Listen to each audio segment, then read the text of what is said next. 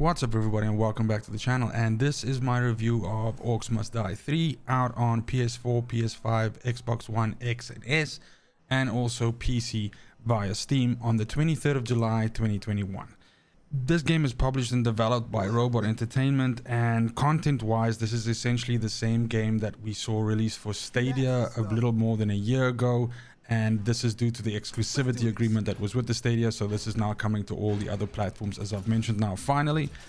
And it's an action adventure shooter strategy tower defense. It's a big mouthful, right? But it's basically imagine as if Dungeon Keeper of old or something like Evil Genius essentially had a baby with whichever tower defense game you really like, and this would be the offspring of said joining. Now, I rate games on a void, weight, or grade scale, with probably weight being the most ambiguous, which could be, you know, a multitude of things like the current state of the game or the cost of the game or anything like that. But usually I'll explain that in the review itself. But essentially my rating is based on 4 categories. So we have performance, we have presentation, we have sound, and lastly we have fun factor. Now, firstly, let's talk performance. Of course, this game I reviewed on PC. And having played through every Orcs Must Die since the first one, it's really been impressive for me to see what Robot Entertainment has been able to do with the engine of this game, and essentially, you know, with each iteration of the game, just with how much more activity they can cram onto the screen or into one level at once. And with the introduction of war scenarios in this game, you really do see way more orcs, way more traps, way more action on screen than ever before in this franchise. And all of that runs seamlessly. I did not experience any performance loss or performance issues on PC. I was able to play it at 4K and also at 1440, and I was also able to stream the game and record footage from the game effortlessly, having, you know, other applications running in the background, all of that. So it really does seem to be optimized very well, and there are no visible slowdowns or any, you know, potential issues. In my testing, I found that generally speaking, you're looking at like a guaranteed 30 between 30 and 45% you know, frames per second. And this can, of course, like I said, be affected by things like streaming and all of that. But overall, performance wise, this game really does do very well, especially again with those aforementioned scenarios where you can have anywhere upwards of, you know, 100 to 150 orcs, possibly more, big orcs, small orcs, fast running ones with the mental effects and everything going off all over the place, all happening on the screen at once, and it's no problem. When we then basically go from performance to presentation, because those two kind of like work hand in hand, from a presentation perspective, the game is the best looking version of this franchise that we've seen to thus far. Everything's got this kind of like I want to say like a waxy look to it, which really suits the look of this game. The orcs you know, are very detailed with their movements and all of that, and the traps, you know, each trap, you know, whether it's an elemental effect of setting something on fire or melting them with acid or hitting them with a lightning blast or, you know, blowing them up or something like that, this is all presented incredibly well. And the graphical fidelity is really something to see, again, especially when you have like a tunnel set up and there's just so much going on. And again, you know, you've got all these elemental effects and everything like that colliding at once, and orcs are being gibbed and pieces are flying around, because again, the game also has ragdoll physics and all of that. So from a presentation perspective, the graphics of this game is really good. The control is also, you know, very well implemented. Of course, I played it on PC, so this was keyboard and mouse, and I feel that suits this game obviously very well. Although I can imagine that, especially due to the way how the inventory is set up, and the implementation of, you know, the buttons on a controller, I can imagine that it would be just as easy to transition to console and be able to control the action and the movements of your character and everything like that just as well. This game, of course, has way more traps than ever before, way more ways to use those traps in different scenarios, and of course that means that you basically just have more of everything. So your characters also have an additional special ability that they can do now, and all of this is again controlled very well and very intuitive and very easy to see. So from a presentation perspective, also just taking what worked in Orcs Must Die 1, what worked in Orcs Must Die 2, and essentially delivering an upgraded, better version of that to what we have in this game, an evolution, if you will, and giving us the best yet. Honestly, for me, the only thing that I would want, and this is not really even a presentation thing, is just the ability to bring even more traps and spells and things like that into a specific map, because at the moment right now you are still kind of like limited, is maybe not the right word, maybe I just like bringing too much stuff in, but you have the 10 items on your bottom bar, which is normal for any normal dungeon, and then you have war scenarios which allow you to bring another 6, let's call them super traps or really big traps into the map as well. But that's essentially, you know, the loadout that you have. The third category that we can look at is, of course, sound. Enemies are preparing to breach one of our gates. They've broken through a gate.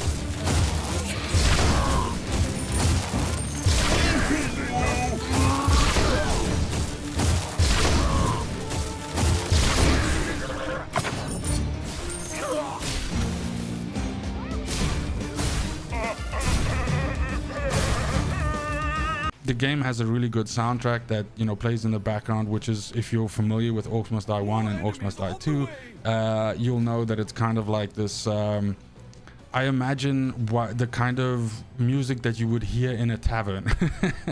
It's difficult to explain, but it's playing in the background right now and you can hear it for yourself. But also from a sound perspective, the abilities and lightning and fire and acid and the way that the orcs interact with them and the random emotes they make, and, you know, when they get blown up and they scream and all of that, this is all done very well, and it's actually quite funny. The game has a very great humor to it, and so you'll often find that your character, you know, interacts with the orcs, like if they die a certain way, like your character will make a comment, and of course you have this sort of like interaction that's happening in between your character and the other characters and all that, and it all just comes very well together in terms of the sound. Something interesting that I just wanted to add it on here as well is that if you're somehow like a super fan of this music, Robot Entertainment have come out and mentioned that the soundtrack will actually be available on Steam as well. Now I don't know if that's, I couldn't at this point in time, you know, ascertain whether that would be, you know, at an additional cost that you'd have to purchase, or whether it would be just something that you could download alongside the game. I imagine it's something that you could just download alongside the game, but of course don't quote me on that. But that's pretty cool if you are a fan of it. And then lastly, of course, we get to fun factor. Now fun factor is probably the one that's, I suppose, the least straightforward when it comes to the 4 criteria that we can sort of measure a game at. And with this game, it's also especially true, and that is that I can say wholeheartedly that if you're a fan of the franchise, or if you like tower defense games or games in this, you know, sort of space, in this genre, then this is a no-brainer for you, and it's 100% something that I can highly recommend for you to play. Again, if you're an Orcs Must Die fan, this is the best version of that franchise to date that we have.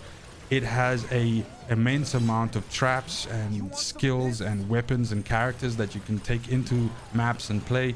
There is full co-op available. There are multiple modes to consume this game in, from an actual story mode to war scenarios, as I've explained before, which are woven into the story but which can also be played separately, which are these massive arenas where you have way more orcs attacking your defenses and your traps and your basic, you know, your tower than ever before, and really having to sort of get you to think in more like a macro space than a micro. And I really like the sort of difference in gameplay that you see there, where you kind of have to start thinking more big picture and being able to deal with large volumes most effectively than, you know, for instance, worrying about like a very clever path that you could build. On pathing, I will also say that this is this version of Orcs Must Die is by far the one that goes with the classic way of playing tower defense, which is where you can path monsters and sort of like lead them a certain way around the map and not just have them, you know, run like along the specified way. This takes a much more emphasis, you know, bigger emphasis in this game, and I really did enjoy that as well, because again, it does seem like not only are there so many trap choices that you can do, but there's also so many different ways in which you can tackle a level, especially once you start getting deeper in and you start seeing some of the bigger arenas, some of the bigger levels. And you know, you could just go for brute force and just, you know, kind of try to trap monsters in a certain area, or you can lead them on a merry chase around, and it was really fun trying to figure those out. Lastly, there's also another mode called Scrambled, which is essentially their take on debuffs and buffs, and you know, how they affect runs. And I actually did a video on that yesterday, which you can check out on the channel. It's very interesting, and I think that that's probably where the longevity of the game is going to lie, because long after you're done with the single player, when you're done with war scenarios, and even when you're done with co-op, Scramble is going to allow you to come back to that and essentially experience the game in different ways, because of the way how the debuff and buff system works, and because it's completely randomized. So technically speaking, no one run should ever be the same as another one.